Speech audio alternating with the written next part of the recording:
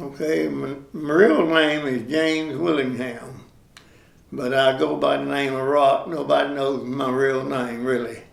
And I was born in 1941, and I come to Jackson in 1965, and I've been here ever since. Do you have any favorite businesses in the Jackson area that you patronize, like a favorite restaurant or a favorite store in our area? Well, right now we're down to one restaurant, and of course, if you're going to eat out, that's where you will eat now. But years ago, we had a couple more, and it was Faye's restaurant up here on the 4-lane, but it's no longer existing, and she doesn't either. And that was the favorite because that was what all the good food was at. And we naturally would patronize it. And then we had a couple of service stations here that me myself, I'd done business with both of them that was going at the time. And all them people passed on. But that was about it back then, you know. We had it was one in the basement of the ground floor of Thornton's. We called it a supermarket, but it was a big store. And when I first moved here, they served breakfasts and all down there on the ground floor in there years ago. And that didn't hold up, but that was mostly for the SRP crowd coming through. And then they boarded people overhead. They had, I don't know how many rooms up there over that over that store. But they had people that stayed upstairs. Most of them was construction workers. And of course all that faded out too as time went on. But and we also had 3 stores. And we had a Red and White here.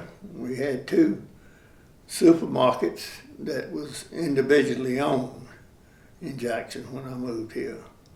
And one was the Thorns, the other was the Thorntons, and then have to give me a minute here on the other one. The Red and White was owned by the Brinkleys. And that was it as far as getting groceries where you could eat. My mom's got some pictures in that book there of her and a friend sitting in a booth at a cafe. And I said, "Where was this taken at?" She said, "Mr. Charlie Steed had a restaurant up there where the Dollar General is at right now, that area." And that's where everybody hung out, but eventually it folded.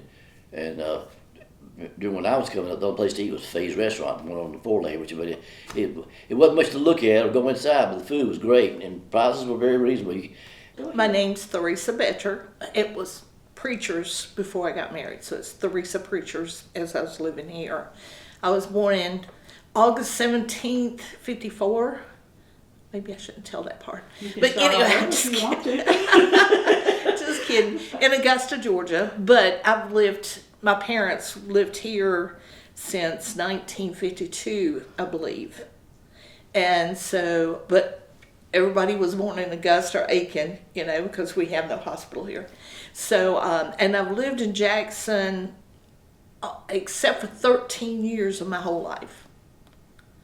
What do you think is the importance of us doing this? I don't think, and I may be wrong, but my understanding, everything I've tried to look up for Jackson, you don't find much history. You can see before it was Jackson, but I haven't really seen anything that gives an actual history of Jackson. In 75 years, we're losing a lot of the people who originally came here. So that's why I think it's very important. That and generations behind us would never know, So the stories are there, but the people are dying out to get the stories from. Now, years ago off of Steed Street, there was on the corner down there at Steed, Maine, there was a grocery store. I don't remember. Only thing I remember about that grocery store is it had like a red railing on the front, and it burned down years ago. And we have that on movie film because my dad was there.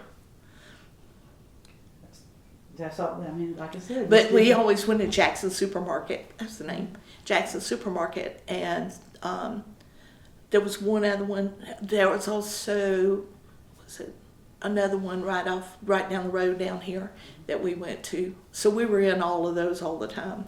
I'm Irma Ellis, and I was born in September 1946. So I'll be 80 years old this year. And I have lived in the area for, 75 years. Really. So my dad came here. So we were in Newberry County, and Dad came down here when the plant came in 1951, and then we came in 53, 54, and he has a construction company, Hyatt Construction Company. He built most of the houses in Jackson, in Barnwell, Williston, for all the people that were coming to SRS. And my mom worked, but she also had her construction license and she had her real estate license. So she helped him out. And it was such a strange thing from where we came from to here, and we did have dirt streets. We played in the mud. We played in anything we could find. It didn't matter. And a really good friend of mine, Wallace Castle, and Wallace's dad had a funeral home that was on First Street. Wallace and I played in the basement of that funeral home many, many times. It was a lot of fun. It really was, and we weren't scared, so, but my dad did, and in fact, James Brown worked for my dad. My dad would take in people if they were on probation for something, to teach them how to lay bricks or something. And so he had James Brown, right before James Brown went to H.L. Green's and started to Shining Shoes and singing. And my dad would drag us over there every Saturday to get his shoes done. So, that was an experience to know that, hey, look, this guy, was with my dad. Connections. Yeah, there's a connection there. Patty Green. I was born 1934. I'm 92 years old. How long have you lived in Jackson? All my life, really. My father's family lived on the Savannah River side, maybe 3 or 4 miles in the Talitha section. And when my parents married, they lived there in the house until my daddy built the house, which is still standing here in Jackson, that I grew up in. My daddy was a sawmill man. He bought timber and had a sawmill, and he drew the plan and built the house. And people are still living in it now. Have you heard any of the stories of characters here in Jackson, such as a lion tamer? Have you ever heard who had Albert, and it was a lion? Have you ever heard that one? Yes. Do you know anything about that? You're the first one. Okay. I grew up in Jackson, but I went to school in Ellington. My mother thought it was a better school because this was a 2-teacher school here, a little school.